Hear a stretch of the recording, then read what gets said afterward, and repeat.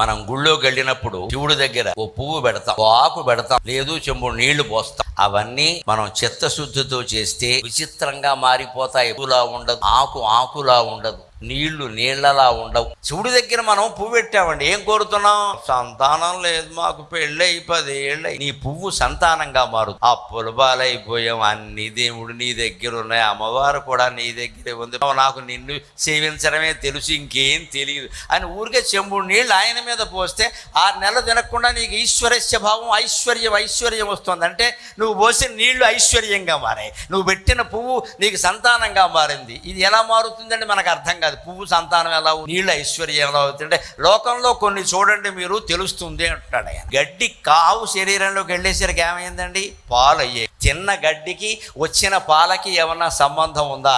అలాగే శివుడి దగ్గర నువ్వు ఒక్క పువ్వు పెడితే అది నువ్వు కోరిన కోరిక తీరుస్తుంది, సంతానం అవుతుంది.